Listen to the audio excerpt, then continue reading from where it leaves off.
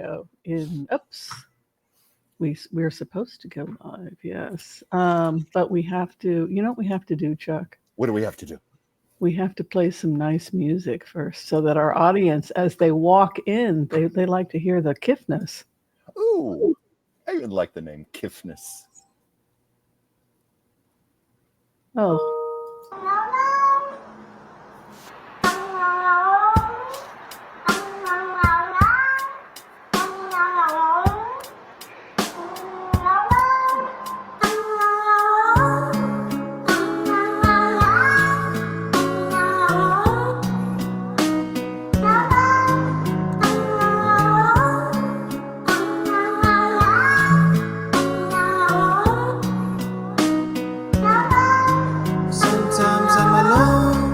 Sometimes I'm not, sometimes I'm alone.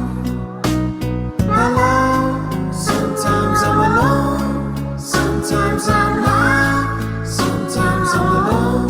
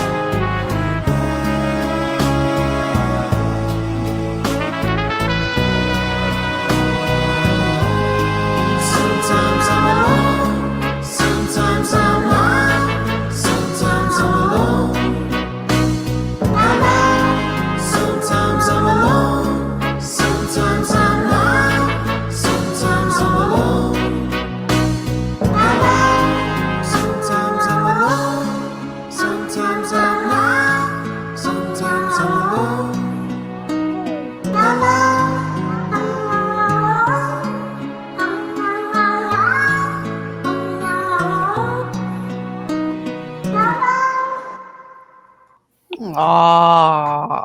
Hello. That Love is it. Sad Kitty. I played that the first time, I think, for like over 3 years ago. And I thought, Yeah. well, we haven't played it in a while. I might as well play the Sad Kitty song because you and I were rushing around and we hadn't time to select a good opening. Oh, just reminds me of Sasha, my Siamese, because Siamese, as you know, love to talk. She's very expressive. I have heard. My Sasha right now is in this box. I used to have a friend that worked at 20th Century Fox, so I have Fox boxes, and inside there you can see is my Sasha, who is sleeping right now, or was sleeping. Now, does she like being in the box? Do you ever put Oh my God, have you ever seen a cat that does not love a box? No, I just had this sitting out because I'm doing a lot of rearranging in my apartment right now, where she just took this box over. I can't get it back. Yeah, but it keeps you out of trouble during the show. I have a lot of boxes that come in because, as many of you know, I'm a naturopathic doctor, so I have stuff coming in, but I have 144 herbs now calculate. They counted 144 that I'm actively working. It's actually more because I have some seeds I'm working with that I don't sell. But yeah, every time a box comes in, my cat freaks out, and it's just like, it's a space alien that landed in the living room, Mom. You know what? Amazon Prime is the greatest thing that ever happened for cats. Right, right. Boxes every day. Yeah, and the other thing is that cats love the smell of herbs. I don't know if everyone knows this Yeah, about, but they yeah. truly love the smell of herbs.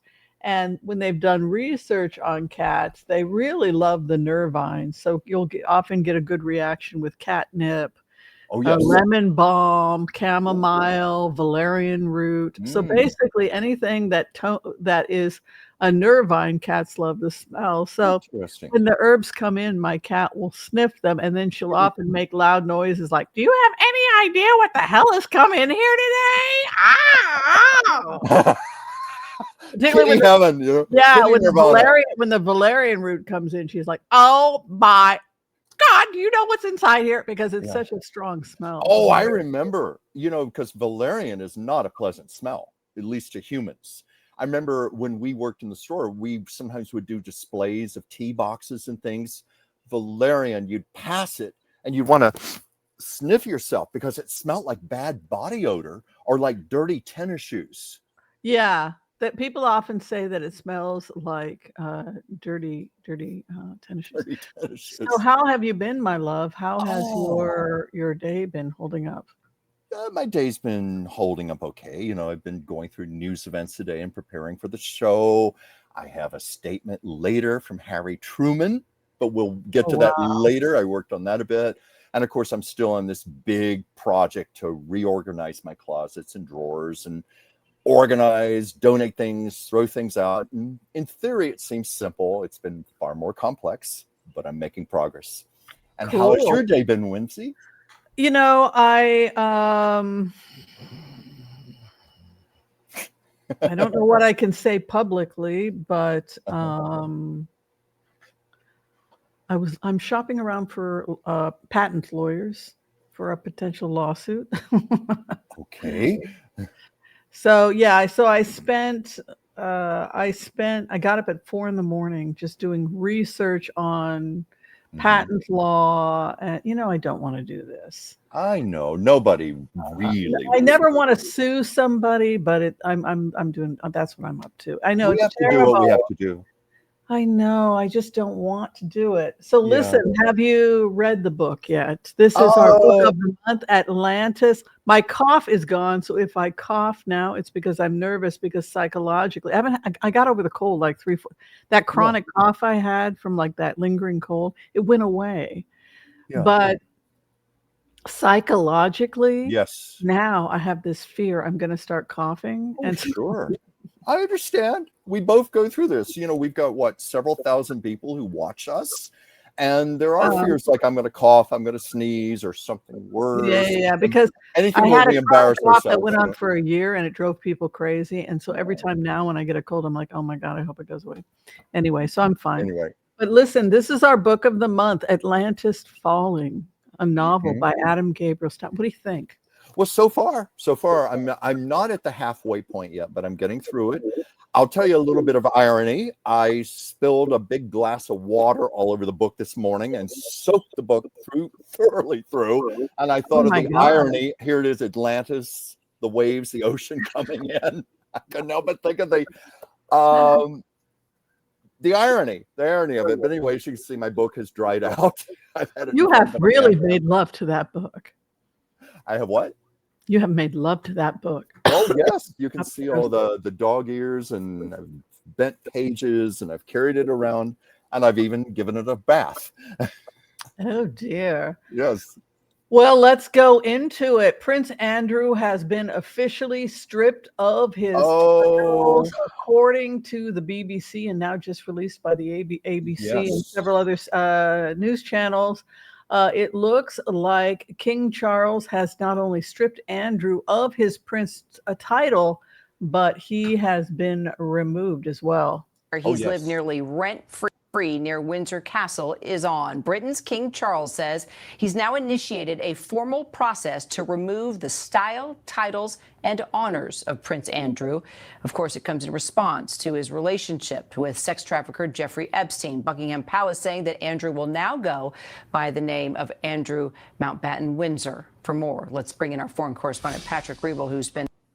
What, are you surprised, Chuck? No, not in the least. We've all seen this coming. And actually, this goes back to 2022 when the Queen had already stripped him of a lot of his privileges and perks as a prince. I don't know if she took his titles away, but when he had to go to trial, and I think here in the States, she said, you're going to do this as a private citizen and not as a royal. And we've known for years that King Charles has been wanting to downsize, pare down the royal family, make it more efficient, more modern.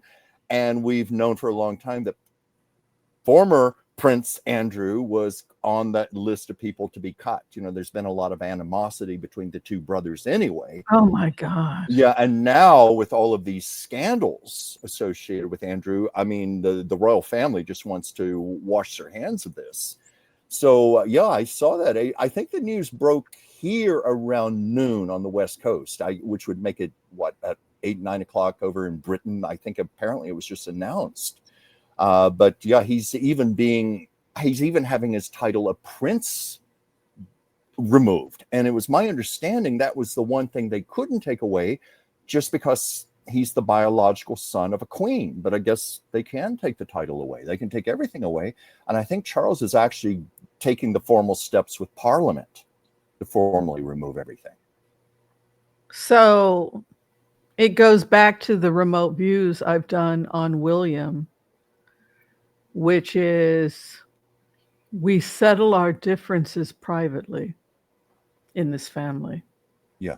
We don't air our dirty laundry like commoners. This is the mentality we're dealing with here. Mm-hmm. So,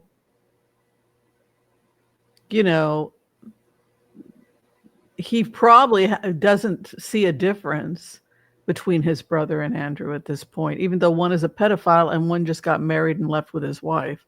Mm-hmm. But anybody, the cardinal sin is don't speak ill of this family, don't you think? Exactly. But of course, Harry. Or look bad. I'm sorry. Yeah. But Harry already did that when he wrote that book. I don't think there's ever been a member of the royal family to actually write a book about what goes on within the family. So that was a cardinal sin to itself.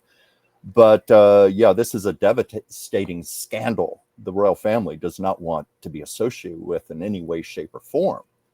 And yeah, I don't know when it officially takes effect, if it's immediate or if it's in the coming days, but it's going to affect formerly known as Prince Andrew. Formerly known as Prince. Yes, exactly. Yeah. God, SNL would have so much fun with that. Oh, and I bet they will. I bet they will. Formerly known as Prince. Yeah. And then I bet they could have a lot of fun with that. She loses her titles also. She will no longer be a duchess. And I don't know, maybe this is just the way my mind works, but I keep thinking of like sitcoms. Like I think of the time on Bewitched when Uncle Arthur and Serena lost their powers and they had to become commoners. Remember that episode? And they ended up working in a stand rolling bananas and chocolates and nuts because they didn't have their powers anymore.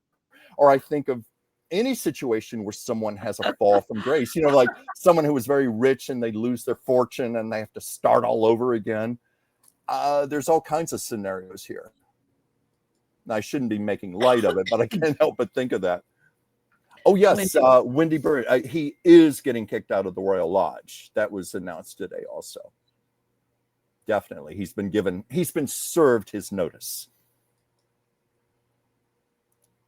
Joel Tilson, don't cry about Andrew Windsor. He has amassed over 100 million pounds in funds. I wasn't aware of that. No, I don't think many of us are going to be crying for him. Are you surprised that he was thrown to the wolves? No. I think because we've seen this coming for several years now, and also knowing King Charles's prior sentiments towards Andrew. I'm not surprised at all. I was just surprised they took his actual prince title away. I thought that was the one thing he had left that could not be touched. It can. Mm-hmm. Yeah. Well, all right. While people are coming in, Chuck, can we, sorry, can we, I started coughing, psychological. Can we say hi to everybody who's come Oh, in? of course Give our we greetings. can. We have the best Wanted to people. go ahead and start with that. And Yeah, then that's like the appetizer. that's the appetizer. Okay. I hear the Um, shower. I hope I always worry about pronouncing names correctly. I hope I'm getting this right. Is it Van Dillen or Van Dilan? Please pardon me if I'm not pronouncing your name correctly, but hello. We're happy to have you here. Gigi Pardo Lord, Anthony Rizzo, the barber, Hi, Brenda, Anthony. Brenda Rakestraw, our floor director, Joel Tilson. We're so appreciative of you. Joel, thank you. Intuitive Kathy. Hi, Intuitive Kathy. Wendy Burt, your fabulous hat designer. Renee Ament, Jill Linda, Tavi, the Sybil, Rockin' Pony Lady, Tavi, Ingrid H. Let's see, Jill Linda, Ingrid H. I hope I'm not rereading names here. And Never Too Late to Dream. That's kind of a motto for my life right now. There you go. Prove Husky. Crafting and Conjuring. Oh, that's a great name. Scorpio 8763, Catherine Smith, Jonquil Pearl. Oh my goodness, so many okay. cool names. Yes. I think you can, you want to finish up? Well, one more. I was actually going to say, here's a name I don't know how to pronounce correctly. Please forgive me.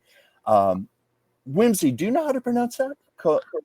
This person's name? I don't know where you're at, sweetie. Kaloli SF. Okay. I apologize for mangling your name. I tried so hard to get these names right. We have Michelle here and Alexandra. Yeah, welcome. Thank you, Chuck, for doing that. I'm sorry. I know everyone likes to be greeted, but we have a lot of stuff to cover. As you know, in addition to the fact that we never again will be saying Prince Andrew because there isn't a Prince Andrew. No. So I thought that would be kind of interesting to open the show with that. So this just from Joel Tilson. The Senate voted to repeal Trump's tariffs today by 5 GOP joining the Democrats. Will this stop Trump's tariffs or will SCOTUS do so? And I guess in addition to that question, Joel, I think what ultimately I would like people to think about is, do you think that Trump is getting weaker? His power with the GOP is slipping. Is this a sign of that? I think it is. I mean, because, we in the past 9 months or so have just seen the Republicans rubber stamping everything. And the fact that you've actually got some Republicans in defiance voting this way, that's to me, that's a definite sign that Trump is increasingly being looked upon as a lame duck. Obsolete, ready to throw under the bus. They don't fear. It's showing signs they don't fear him so much anymore. Right. Because he can't run again, and because he's sick, and they're already focusing on the 2028 campaign. And they say if you want to win, you have to throw your hat in the ring 2.5, 3 years. Yeah. Before. There is talk that Kamala Harris may still run. It was on the news the other day. Really? She said she was done. I know she has said that, but it's being bandied around. People are saying that in private, maybe she is talking about running again. God, she went through hell dealing with. I know she did. But it's still speculative. Intuitive Kathy. Hi, Joel. My guess is that everything going against Trump will end up in the Supreme Court. And that's a little scary if it goes to the Supreme Court, because with that conservative majority and with 3 Trump appointees, I wonder if they'll do the right thing or if they'll just continue to give Trump more power. And it's interesting, as the Supreme Court keeps doing this, they're actually taking away their own powers. They're weakening themselves. Right. Okay. Yes. Can you talk a little bit about that, Chuck? Can you elaborate on that? Well, it's weakening the power of the courts around the nation, because the Supreme Court is the ultimate court where it all ends up. When they make these decisions, giving more and more power to Trump, they are taking away their own authority, from all the courts. And I don't know. Yeah. I don't know where that's going to end up. I don't know if you have your own opinion on that. Well, they say that's the banana republic, right? Where the Yeah. dictator has all the power and he's the head of the military, and then they weaken the courts and they weaken the legislative. Yeah. And so the more power he has, the weaker the legislative, the weaker the courts. Mhm. You know, which has been his intention, but it's just, as Kamala Harris said herself, she is amazed at all of the capitulation. The House, the Senate, the Supreme Court, they're just giving Trump, they have been giving Trump everything he wants and just turning him into this dictator that he's trying to be.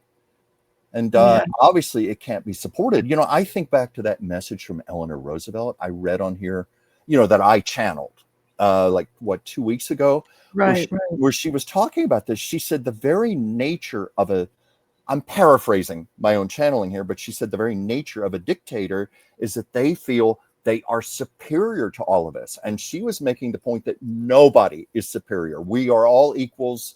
Trump is no better than the migrant worker in the Los Angeles car wash. Of course not. That's insane. We are equal as souls. Better. So Eleanor was saying in that message, the universe will never support this. And this is why almost every dictator eventually falls, because it goes against the laws of the universe. Nobody can claim that they are superior over everyone else. Thank you. And that is why I tell people and to remind people that MAGA is not sustainable. No, it's not a philosophy that can survive, because the whole it's eat or be eaten. Well, if you act like that, you're not going to have constituents. Yeah. So it has no future. Eat or be eaten, that is a very primitive 1950s view of Darwin's general theory of evolution. But now it's been supplanted. And now we're thinking more in terms of we evolved through cooperation. We now see in the archaeological dig that people who were blind and had no teeth were kept alive because other members in their tribe were cooking soup and taking care of them. And so the truth of the matter is what kept humans from going extinct was cooperation, love, caring, was oasis, right? I always talk about this concept of an oasis. But oasis can exist anywhere. It exists inside of us. You know, it's this idea of, are you a safe space? And what's that going to look like for you? Who gets to come into your personal space and who's in exile? And I think that what's happened in the United States is that we have just become this incredibly angry, toxic place. And a lot of people feel like they don't have that anymore. They don't have a safe space. Mm-hmm. I love what you just said about how we all have an oasis within ourselves, because that's one of the other messages I think I've been channeling, you've been channeling in our readings, is that to survive all of this, we have to find that core peace within ourselves, that core happiness within ourselves, because that's where we get our personal strength and power from. And all of the messages I've been channeling, a common theme is collectively, when we take our powers, you know, like a little drop of water has all the components of the entire ocean. You put enough drops together, you get an ocean. We are so much more powerful than this very weak president, even though he tries to purport himself as being so strong. He's not. And we're seeing the evidence of him falling apart right now. Yeah, I don't think I'm better than anybody else. I'm glad you brought this up. I really don't think I'm better. And I don't want to ever suffer from that disease of thinking that I'm better than anybody else. But I do believe that a single person can change the world, because I wrote a peace proposal and it got adopted, right? Like a lot of those elements were adopted. And who am I? I'm just a little nobody, right? I have a little TV show, YouTube channel. It's, you know, we're not at 100K yet. So it is important to, on the one hand, nobody's better than anybody else. But at the same time, don't underestimate just how powerful you are. Like who the heck am I? I just had an idea. I worked really, really hard. Very hard. And then amazing things happened. And same with me being a doctor. I feel the same way about, you know, people say, you know, that they can't do certain things. Whatever it is in life, find out what it is you want to do with your life and just keep working at it. Yeah. I don't mean to keep bringing up channeled messages I've read in previous weeks, but I'm also thinking about what Elizabeth Taylor said through one of my messages when she was talking about the importance of us giving our talents, giving our love to others. And she used these words. I remember that she said, it's that simple and it's that bold all at the same time. Like what you're doing is very powerful. Sounds What you ama- have like done amazing. I'm so is sorry you very didn't get to powerful. have that lunch with her. I am too. Well, in a way, I am having lunch with her. It's just in a different form now. That's true. Yeah. Yeah. All right. Without further ado, we're going to go ahead and do the empath prayer. If you would like to receive a healing at this time, go ahead and give us your name or the name of someone you love, and we will include you in our prayers today. And don't forget to check out the book of the month. Oh, It is Atlantis Falling, and it's written by Adam Gabriel Steinmetz. Atlantis Falling. It's quite interesting. Did you find it interesting? Oh, yeah. This is going to be a fun interview next week. Mm-hmm. We did determine it is next Tuesday. Yeah, I started laughing after I thought about it. We were talking about cognitive tests, the type of questions like what day of the week this is and so forth. And you and I couldn't remember if it was next Tuesday, if that was November 4th. I missed my violin class on Monday because I was all upset with GoDaddy. What a nightmare company. Oh my God. Mm-hmm. I'm calling them like, why can't I get into my email? It was because my address had changed from the credit card. That's why. But they couldn't figure that out until 3 days later. So instead, they just sold me a bunch of stuff. Well, you need a new email. I'm like, I don't know what the hell's happening. This is a nightmare. So I ended up forgetting about my class. I never showed up. No. Like it's online, and she's like, Dr. Anderson? I'm like, yeah. So, well, darn you, GoDaddy. Yeah, it was and I had to pay for that class too. All right, let's go ahead. We'll do the empath prayer, and then we can blitz away. Let's do it. Okay. I want to call on white light protection for myself and this community as we ask permission from Spirit to access the Akashic records. We call on our spirit guides and our good angels to be with us. Please give us the clarity and the wisdom that is needed to empower all of us on our journeys to make the best decisions for ourselves, our families, the planet, the people we love, but also to help those that we may have strife with. And together collectively, we say, Amen. And for those of you who are requesting a healing today, we come together at this time and we pray. We pray that you and those you love receive a perfect healing in mind, body, and in spirit. And together collectively, again, we say, Amen, Amen, Amen. May all souls be healed. May all souls be healed. May all souls be healed. All right. What do you think about this latest question with Joe? Will both sides in the Senate compromise tomorrow to pass a budget? Let's take a look. Oh, I heard the Senate is being sent back. They said, wait a minute. You guys, I don't know if that was John Toon also recessed the Senate until 3 p.m. Monday. 3 p.m. Monday. So I guess there really can't be anything tomorrow. But, there are things going on. Like there's a judge in Massachusetts who, she ruled, about that reserve fund of about $6 billion for emergencies and what's going on with SNAP right now. She said, I can't think of a bigger emergency than this. Why is this being held? Because there was a coalition, I think, of 23 state attorney generals and 3 governors, all Democrats, that sued over this. And she ruled in favor of that money being released. It's not enough because I think to run SNAP, it's like $9 billion a month, but at least it will partially subsidize people. It will keep people going for a while because there's so many people who are critically dependent upon SNAP benefits, including children, senior citizens, handicapped people who will go hungry because of this. So that much may go through. Well, I know I said this on Tuesday. I'm just astounded by the sheer cruelty of this. Senior old woman who can't buy a damn slice of bread. What the hell happened to us? Exactly. The richest nation in the world. And these people claim to be Christian. You're not. I know they do. No, I agree. You're not a Christian. These are fake Christians. Jesus was a liberal, man. He didn't say, I need to see your ID before I give you that bread and fish. Thank Now, you. are you an illegal immigrant entering into Judea?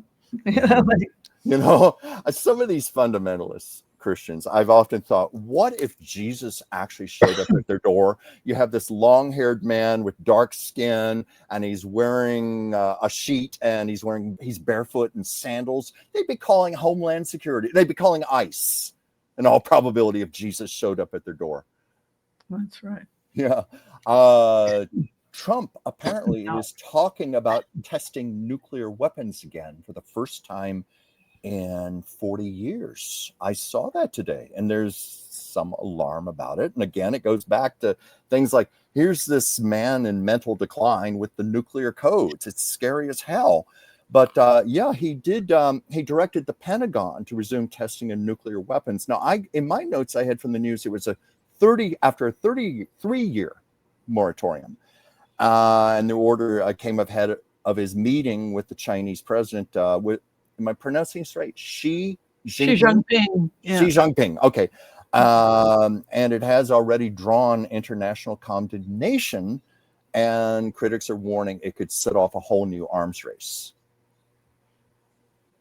So he's smashing the East Wing, which has the nuclear bunker.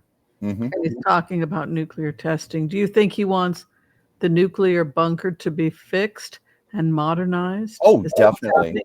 Okay. Well, you and I have talked about that might be the real reason for this ballroom. You even brought up the fact that Hitler did this. He built a ballroom on top of his bunker, and the existing bunker, I don't know when it was last updated. I know that the East Wing was when it was put in the 50s. Okay, because I know the East Wing, a lot of completion was done around 1942 during the Roosevelt administration. So I didn't know if the bunker even went back to that. But obviously, it is not up to par with modern nuclear weapons. So that might be the real reason for this. But something I find curious, you would think something like that they would want to build in secret. We're going to have satellites overhead and drones watching every single thing taking place on the White House property. How are they going to cover up something like that? How are they going to build something like that in secret without our competitors, our enemies, seeing that with their own spyware? Let's take a look. Let's see what's really going on. See if we can get some cards to tell us what's going on with the build of the East Wing and the nuclear buildup, if there's a relationship. Also, if you haven't had a chance to like and share and subscribe, we would love it as we march boldly to 100,000 subscribers. We're going to get there. Thank you, everyone. Thank you, everyone. We do appreciate you.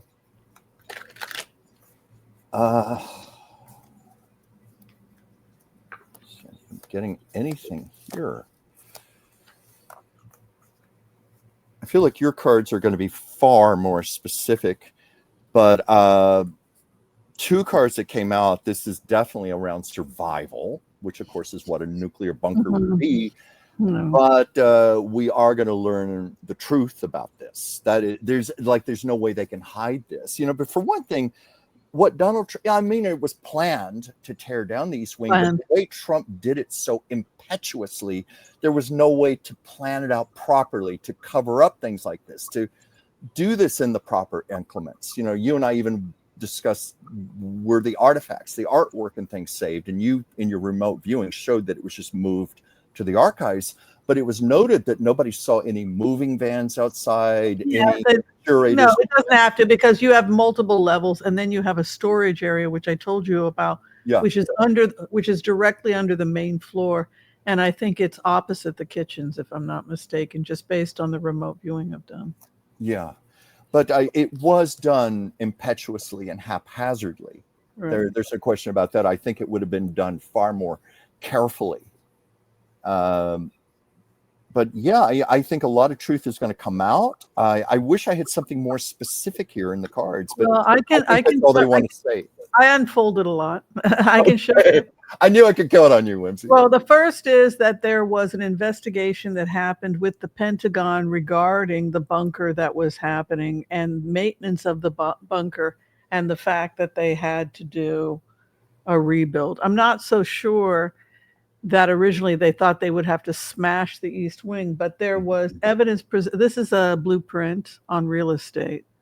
So this was planned for some time. They already had a blueprint, which takes a really long time. So the Pentagon most likely had been developing over the last couple of years.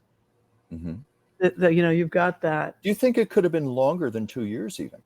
2.5 years is what I'm picking up. Okay. Change of the situation, but it had to be done from the Pentagon's perspective. They had actually delayed it under the Biden administration. They were patient, and then they gave the go-ahead.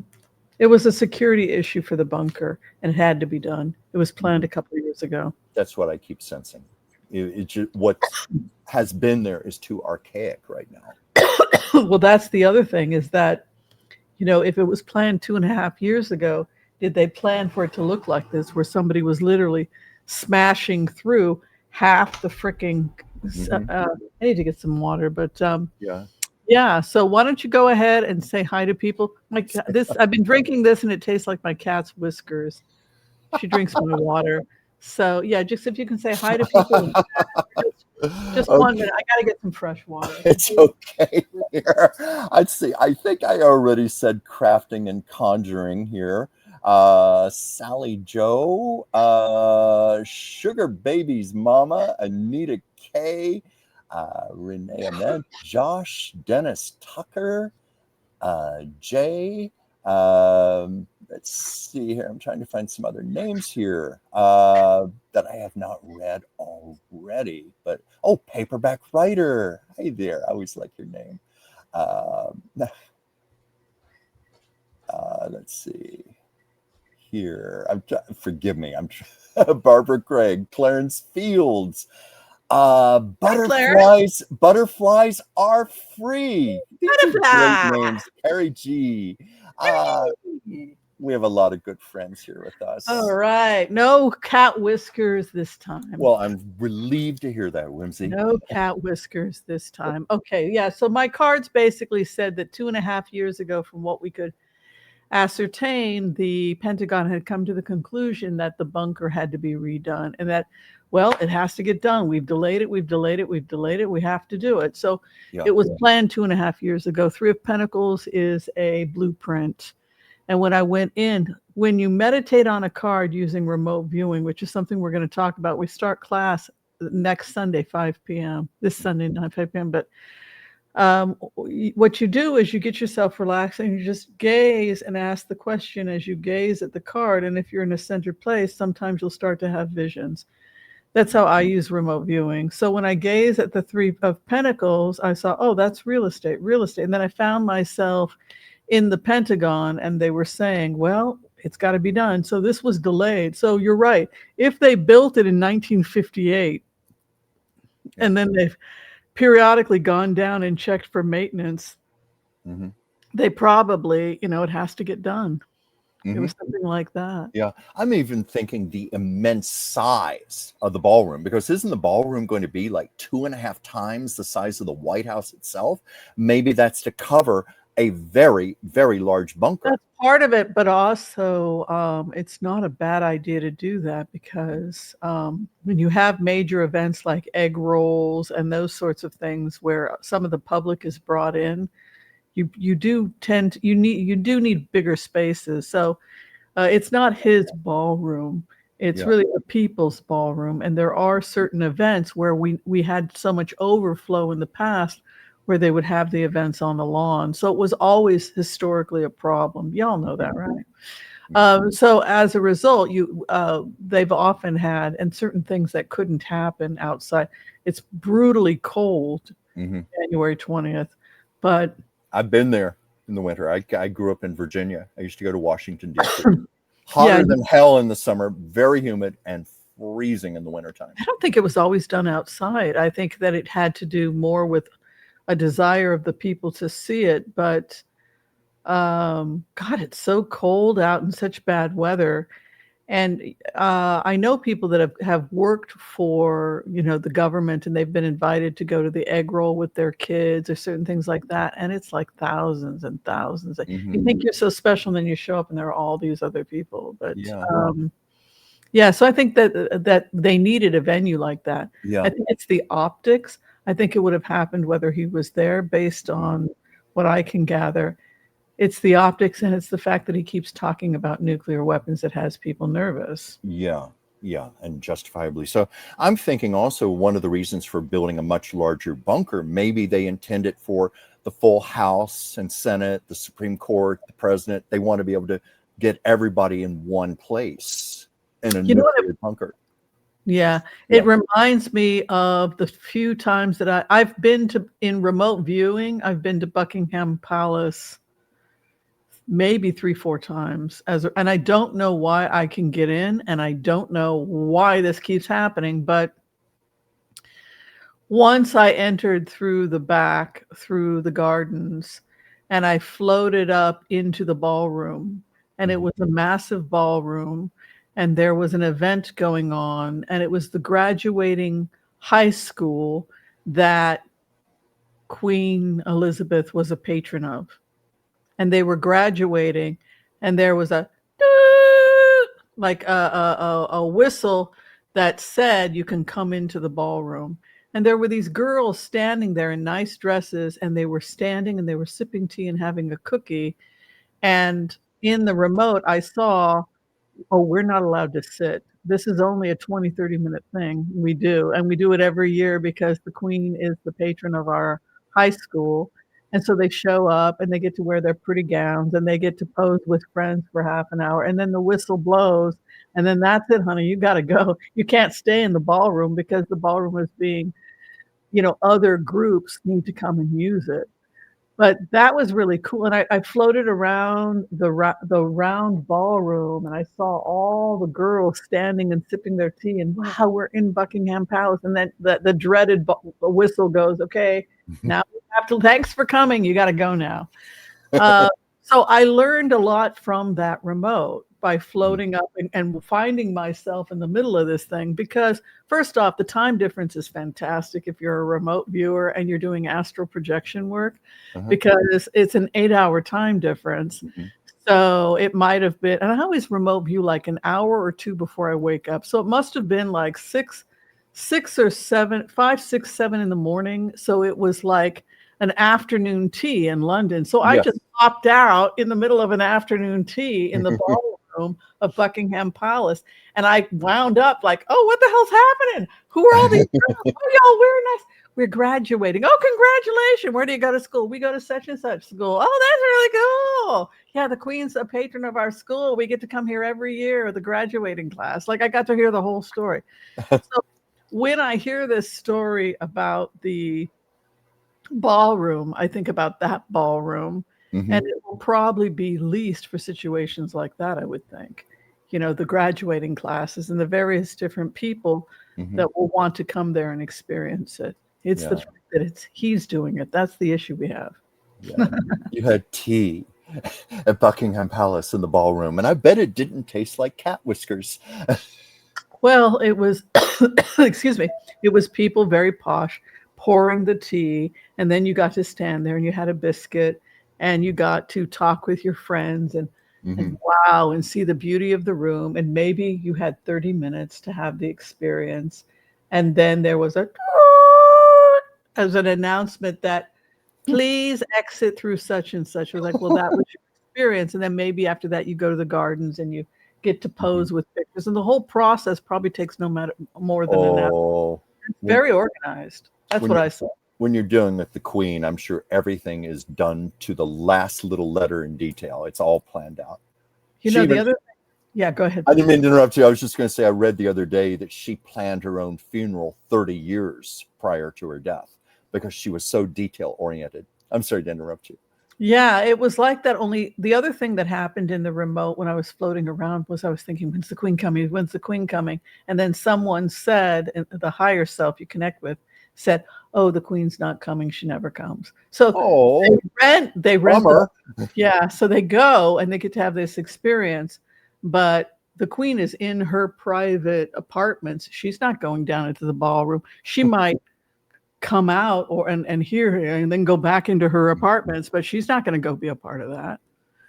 Yeah, and she lives on, I guess I can say this now because she's passed, but she lived, if you're going into Buckingham Palace, she lived around the corner on the right side. That's how you would get in.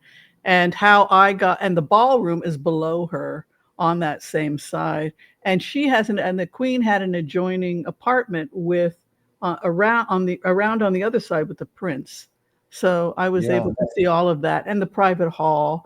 And entering through the private steps. Yeah, I got to see it all. I still remember when we were working together in the store and you told me that vision you had of the queen's apartments, and you said it was surprisingly small, and you even said there were like dirty dishes in the sink. That's right. Hadn't been taken care of. And what else did you say? It was rather surprising because you said it was very modest. There was a woman assisting the queen. She looked like she was about a size 12. She was a big woman. She had long brown hair, and she was a little bit nervous. She wanted to make sure everything was okay for various different things that had to happen. And it was day-to-day attendance as opposed to her main assistants.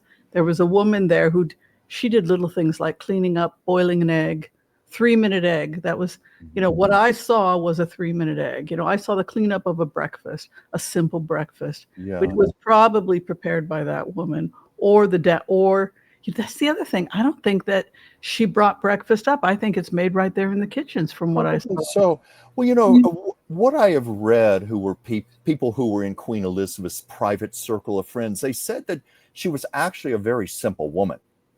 Yeah, I got the impression that this woman had boiled the egg, had gotten the toast, had gotten the marmalade, had served it all for the queen, and then had put it over there. And then things were a little bit hectic. And then I had entered in energetically. And I found out who she was because I read an article that when Meghan came to Britain, she needed a finishing woman to help her. And I saw a picture of the woman who was like the size 12 with the long brown hair and I said, that's the woman from the remote. And then I read Queen Elizabeth's trusted assistant was tasked with, and I was like, that's her. That's the woman that cooked the egg. It was crazy to actually physically see the person that I had seen in the remote. Yeah, that is wild. Absolutely crazy. And they didn't use language like lady in waiting or anything like that. She was just the queen's assistant, but yeah, and boiling the egg and bringing the tea on the tray. Yeah. And there was a back room though. You come in and you have the foyer and you have a sitting area, and then you have a kitchen, and then you have her private area. And that's the area, that's a private area you're not going to go through. So the assistant made her something and went through the private area and brought it to her and then came back out. And then I was there in the area by the kitchens. And then I energetically, I was able to connect with Elizabeth. She was complaining about her husband. She was talking about all their marriage problems, and the fact that she never complained. She never explained, never complained. She just put up with it. They've shown all that on The Crown. Have you watched any of that? No, but I think you'd enjoy it. She told me about it. She says, I never told that he did this, he did that. She kept it. She kept a stiff upper lip. She was very she told her mother, I want a divorce. I want to divorce him right now, but you've only been married for a day. You can't. You're the queen, for God's sake. But I remember reading. He's this and he's rude and he's this and he's this. I'll talk to your father. I got in the middle of that conversation. Yeah, the next, I want a divorce. You leave and take your dowry with you. That's what she said. Leave. Take your dowry with you. That was their first fight. And then the queen mother came in. How's married life? What a divorce. You just got married, darling. Well, yeah, he's rude. He doesn't know how to talk to me. Oh, this does sound like an episode of The Crown. Yes, and so the queen mom said, Claire Foy. Right, I'll speak with your father. So you're going to take care of it. That's right. You're going to speak to my father. You're going to take care of it right now because he's a pool pauper and I'm the queen and I am to be the queen and you can take your bloody dowry with you. I don't need to get out of here. it was that kind of an attitude. I witnessed it, and I was like, "Oh my god, that was their first fight." You know what? I think you have You like just the way he talked to him, to you her. have just topped your impression of Lindsey Graham. I'm going to be getting you to do Queen Elizabeth more often on the show. I love the line she gave him: "Leave and take your dowry." It's like, who would say such a thing?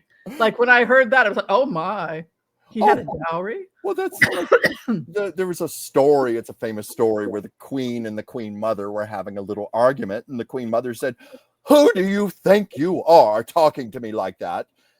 And she replied, "I'm the Queen, Mummy. That's who I am, the Queen." Yeah, so I guess in the remote, what I learned, what I was allowed to see, is the Queen Mom was like, "Right, I'll speak to my husband. So I'll speak to your father." So she went and spoke to the father. "We're having a bit of a problem." Oh, it was like, I'm going. So he had to go and take a walk with his new son-in-law and have a little conversation about the appropriate way to talk to my daughter and so he couldn't talk to her like the other girls he had dated. I mean, good God, what a nightmare. I know. And that was can you imagine on your frickin' wedding night you're getting into a fight like that? I know. But look at how long they stayed together. Oh my God, their marriage was over 70 years, wasn't it? Let me see. I think they got married 1948.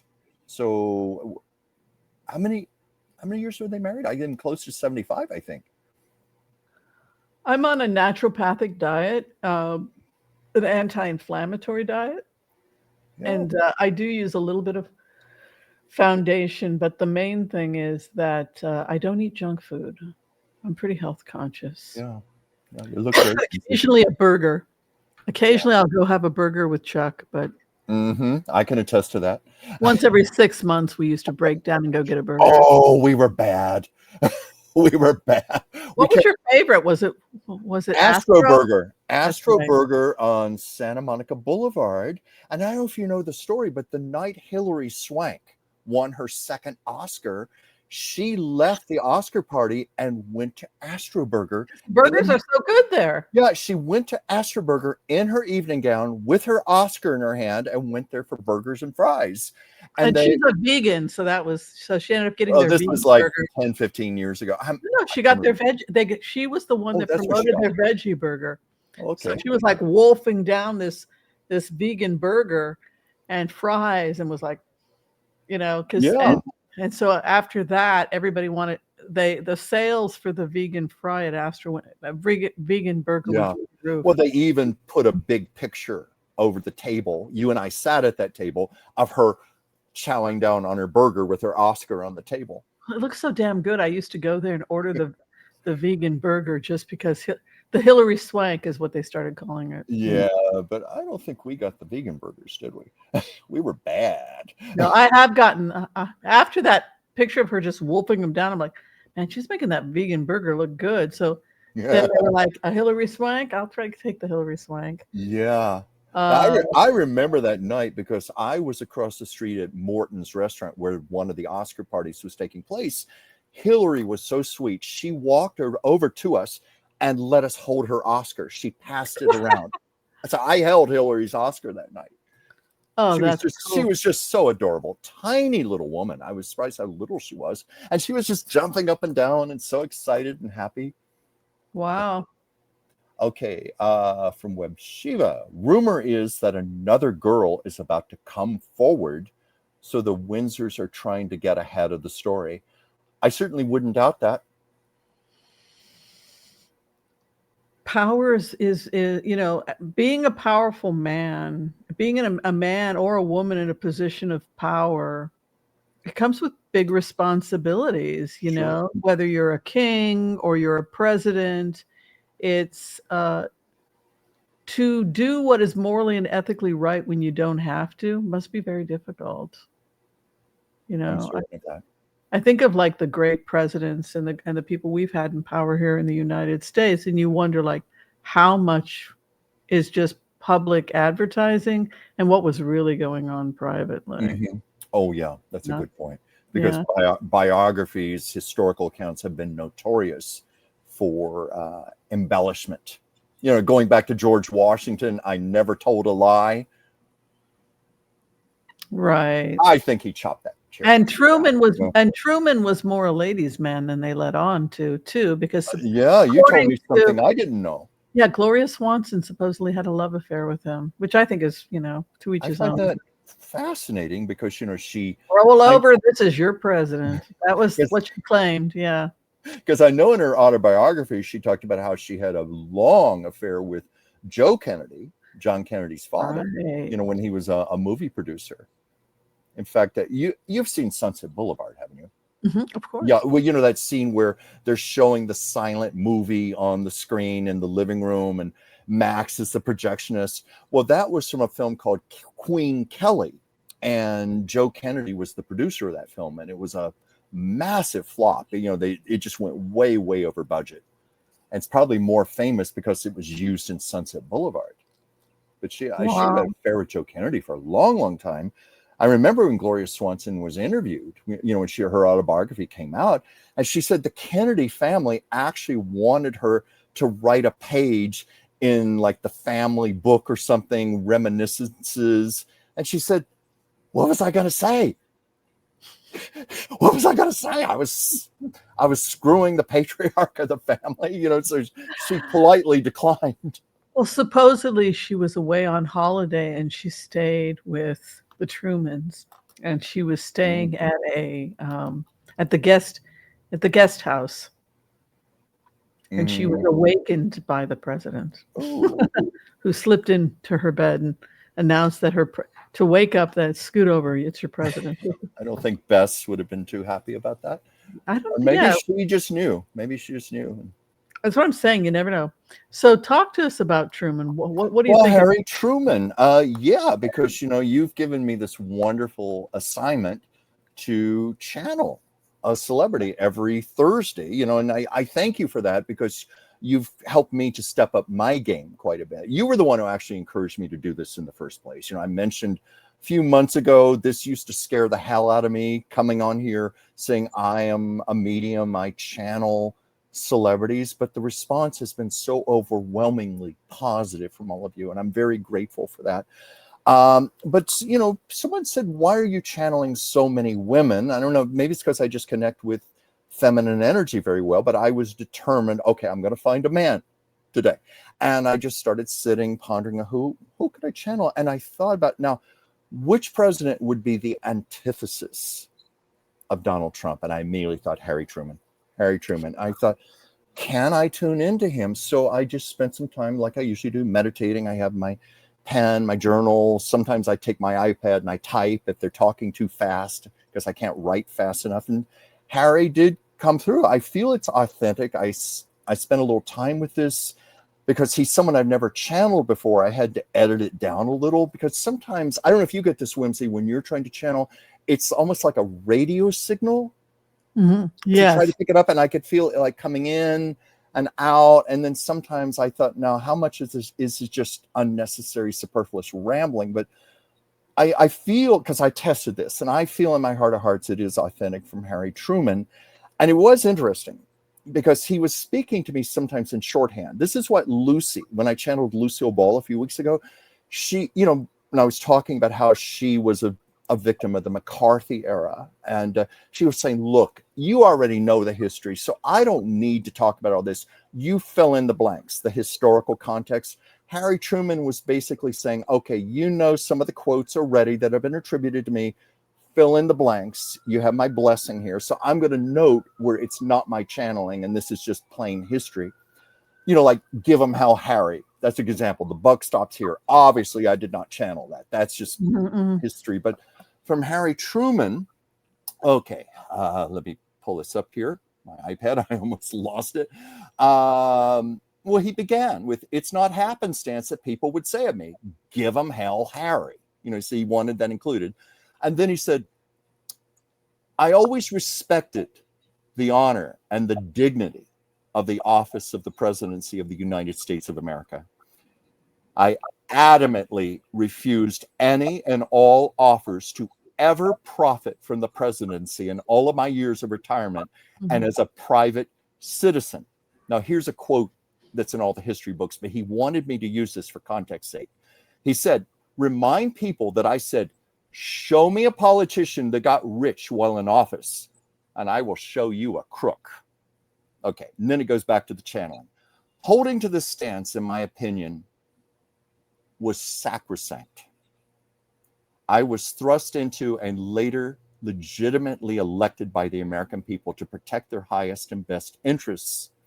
There was never a minute where I did not treat this with the utmost of seriousness. In private, Harry Truman may have been a bit crude or have a propensity towards swearing. I was a cantankerous son of a bitch as anyone, but President Truman was another story altogether. I recognized that my behavior, both public and in private, had to be reflective of the fact that I was the person entrusted as a caretaker of the dignity of the highest office in the land. The presidency that I was embodying lived and breathed within me and through the very conduct of my actions. The entire world was always watching me under a microscope, but I did my best to adhere to those standards even when the world wasn't. It became ingrained into my consciousness. It was a hell of a lot more responsibility than I had ever envisioned myself being in, but nonetheless, it was a God-given destiny, and it was my creed to give it my fullest. I would have felt like I was violating the higher will of God otherwise. You heard me use words like sacred and sacrosanct.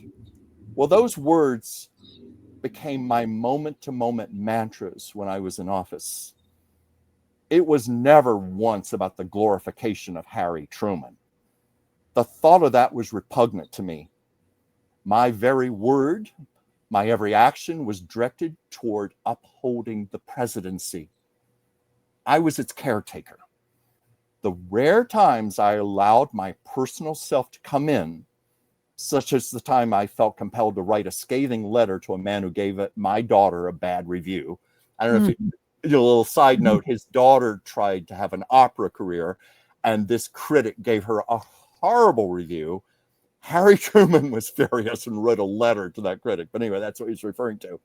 The rare times I allowed my personal self to come in, such as the time I felt compelled to write a scathing personal letter to a man who gave my daughter a bad review. I used a stamp purchased on my behalf at the post office rather than my privilege as president to use the mail free of charge, which was a privilege accorded to me.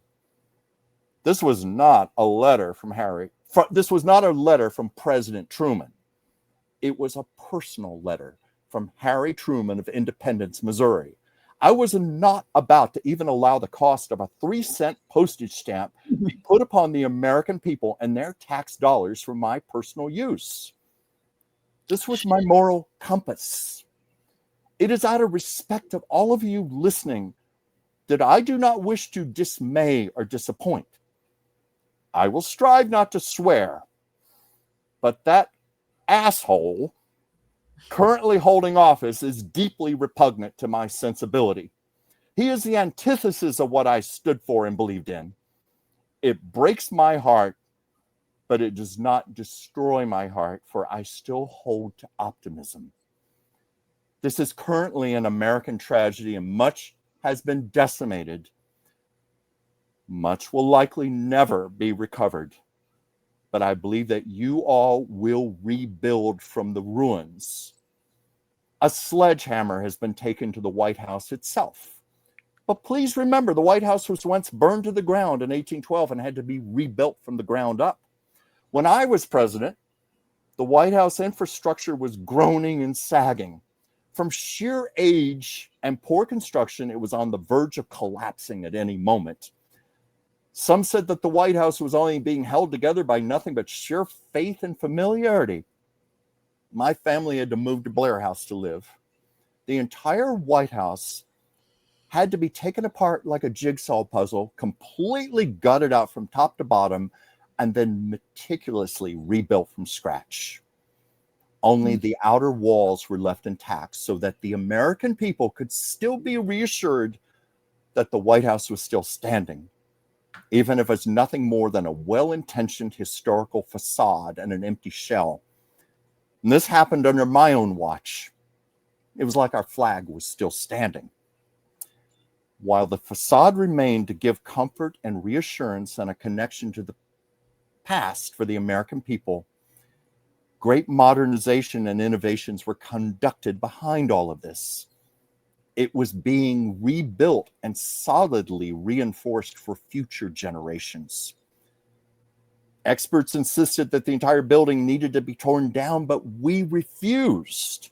We knew how traumatizing and stabilizing it would have been otherwise. The White House has always survived and prevailed, and it will survive the travesties of this lunatic currently residing there.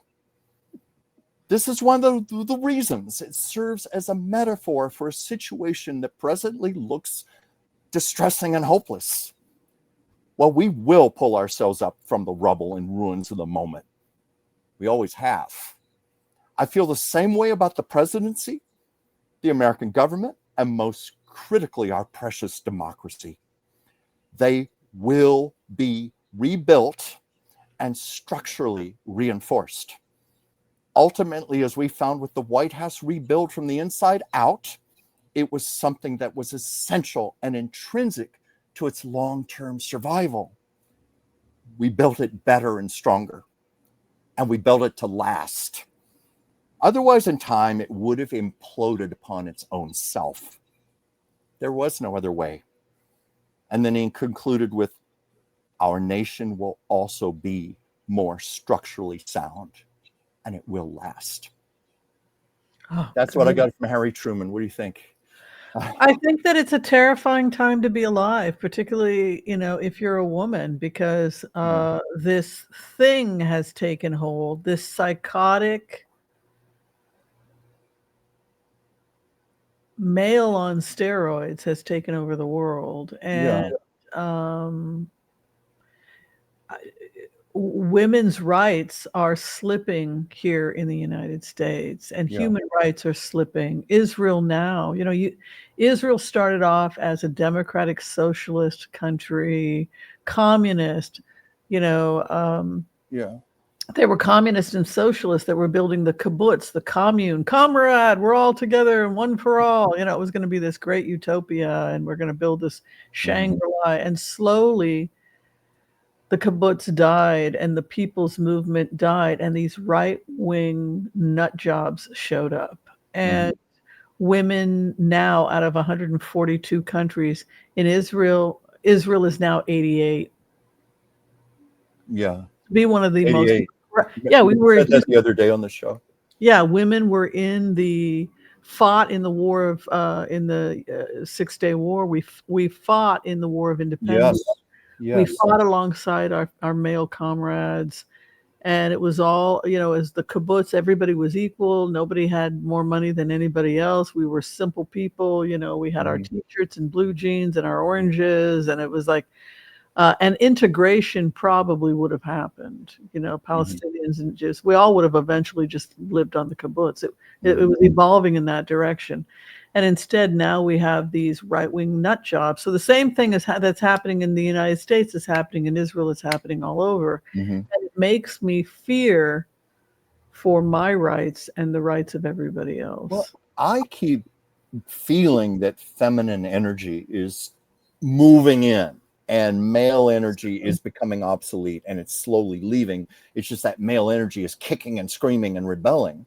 Because I was asked, why am I channeling so many female souls? And I think it's because they're all indicative of that female energy that's coming in. And that's why they're so eager to speak, knowing that there's a platform here for them to be heard. And I hope you'll pardon me, while you were talking, I was just glancing at comments here. That's why I seem momentarily distracted. Someone was asking me if I do automatic soul writing or something. it's nothing elaborate. I don't go into any trances or anything like that. I just sit, meditate, get quiet, and I just start writing. It's like what you do, Whimsy, with your Heart Center remote viewing. I just start writing. I just start feeling the words. I hear the words, but I feel the words, like here. And I just start writing them down. And it always amazes me. And I read it back and I see complete sentences. And not only do I see complete sentences, the personality of the soul comes through. And I know it's not for me. I know I'm just a vessel receiving that. So I hope that answers that question. Well, And it's there the was- same. Yeah, go ahead. Oh, I'm so sorry. I didn't mean to interrupt you, but someone else asked a question about the cards. Was I using Sonia Choquette's it was Trust Your Vibes cards? No, it's Sonia Choquette's Ask Your Guides cards. And I don't follow her guidebook or anything. I just use the cards intuitively as I get messages. I just use them as a tool. So I'm sorry to interrupt you, Whimsy. I just wanted to answer those before I forgot. Yeah, I mean, I think that channeling is awesome, and sometimes the strangest things come out of your mouth, like when I was the queen telling somebody to leave and take your dowry with you. I mean, like, Yeah. the weird stuff will come out of your mouth, and I guess I found out afterwards he had no dowry, right? So she was the queen. She was the queen bee, and who the hell are you to talk to me like that? You're just a pauper that I let you come in. And so I didn't know the dynamics when it was coming out of my mouth, but then afterwards, I guess somebody had said he had no dowry, so he had nothing. So she took this guy in who had nothing. So that's what that was about. He had some titles. Wasn't he a Greek prince? Yeah, but I think they were broke. They were broke. Yeah, well, they certainly showed that on the crown. Yeah. His mother gave everything away. I mean, to save Jewish lives. She started selling so they thought, have you lost your damn mind? You're selling the furniture, you're selling the gold. Well, yes, to get the people out because they're going to die if I don't. They put her in a psych hospital and gave her electroshock and said she was schizophrenic. Yeah, they showed that on the crown, how she was wanting to sell things in Buckingham Palace. Like, you have so many clocks. Can't you part with one of those clocks? And the queen was like, oh, yeah, we'll have to see,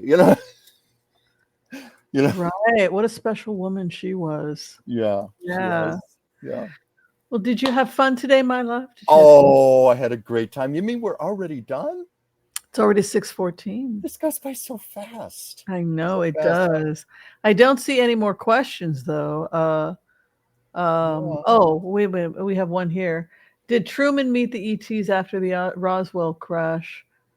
That might be a fun one to close with. Oh, I did have something I wanted to show people. Yes. I had done, I had before. We always have a little extra time at the end, but what was his name? Chaos Mogul. Let me find him. But Chaos Mogul is that it? UFO. He has some recent film footage, and I want to explain what we're seeing because I did a remote view of this, and it's one of ours. I believe it's one of ours. Let me see if I can find it. But I think he just released it. What you see is something rotating, and I had seen that remote view before, and what had come out from the remote was that the rotation is sucking air into the drone.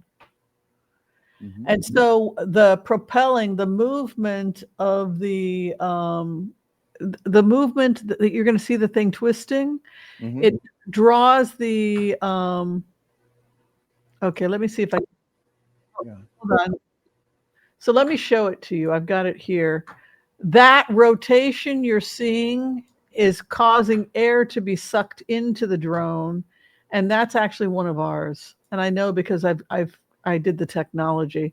So the purpose of the rotation at the center of the drone is that it's sucking air into the center. And because of how the air is being sucked into the craft, it propels it wherever it needs to go based on the maneuver. So say, for example, if you maneuvered it to have the air going backwards, then you would propel forward. If you close things to have the air pushing to the left, you would move to the right. If you closed vents and opened it to the right, you would go to the left. Does that make sense to you? It makes sense. So you're just sucking air in, and you're using the air to propel you based on which vent is open. It's going to be able to tell where to go. So this is what it looks like. But what I found in the remotes was that's what's happening. But this is what it looks like. Mexico. Now, UFOs are being seen all over the world, and we know this. We see them in various different shapes and sizes, from triangular crafts to flying saucers. So you see the rotation that you're seeing in the center? This is a man-made drone, and that circulation, that vortex is sucking air into the center of the drone, and that is its propulsion. Sounds like a very efficient design. Yeah. So if I were to close one of the vents on the right side, so I can move in any direction based on how I maneuver the vents. Yeah. To orbs of light. But it's very rare for us to have an instant where I don't know what the hell this is.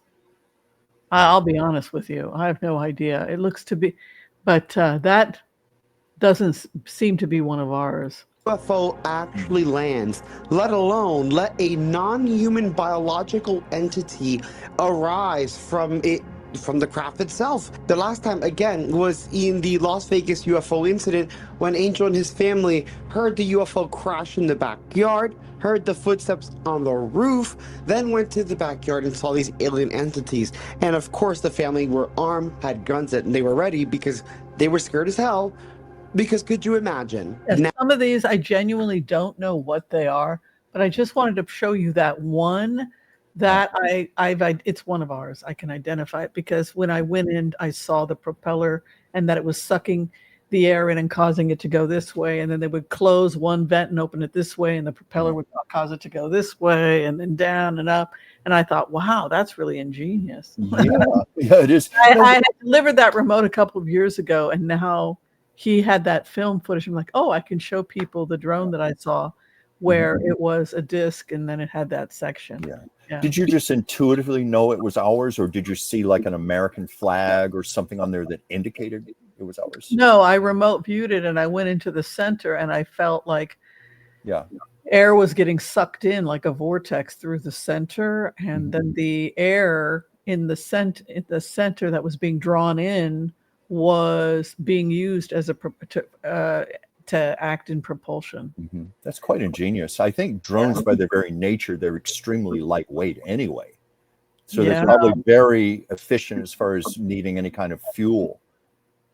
Yeah, and the more you move, so it also feeds itself, which is what I also found out from that remote, which is that it moves quickly because it's exposed to the air. So it's exposed to the air, which is causing it to rotate really quickly, which is causing it to draw oxygen air into its center, which is causing it to propel, which is causing it to go faster, which is causing it to propel, and it becomes this cycle. And you can keep it in the air longer. This is why I love being a remote viewer, because you can figure this out, but you can leave it in the air for much by because its fuel source is its ability to move. It's the propulsion, and the propulsion is being produced by the moving is causing the movement of the propulsion, and it's drawing the oxygen in, which is causing the movement, which is increasing the propulsion. So that's how it works. Yeah, isn't inertia the word for that? Or maybe I have it wrong, but for some reason that's popping into my head. I don't know. I guess it doesn't matter because you perfectly described how it works. Yeah, it's just it's air powered. It's crazy because the more it hits the wind and moves, the more of a propulsion force it receives. Isn't that crazy? Well, it just sounds like ingenious design. Yeah, it was. I really enjoyed remote viewing it, but after I was done, I'm like, I think this might be U.S. Navy, U.S. Air Force, and this is a propulsion device using oxygen to propel using the air to propel, drawing it into the center of the craft, and then using it to push. And I thought that was pretty cool. I do too. All right, now we are officially done. Tell us what you're up to in case people want Oh, reading. what am I up to? Wait. Well, having just channeled Harry Truman today, that was kind of my event for today. Great job. But same as always, I love doing readings for all of you who request them. It's my great honor and privilege. I also love doing artwork for you. I love channeling messages from subjects in the artwork. That's another of my specialties. You can reach me. My name reverse, Dransfield Chuck, one word, at gmail.com.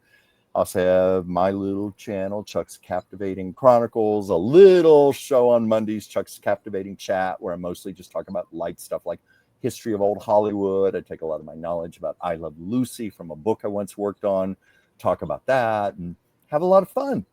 And you, I wish Whimsy? you'd do more readings. I wish you would do more readings. People want more. I will get there. It's just I have this audience. They already want to ask questions about show business and stuff. Before I know it, the whole hour has gone by, and sometimes we'll go into an hour and a half. But I should incorporate that more, and it's good practice for me too. The more I do this, Yeah. Yeah. Yeah, it's a cool channel. All right, if you're trying to get in for a reading with me, you can find me on Booksy by Googling me, Dr. Whimsy Anderson, and you'll find my Booksy link.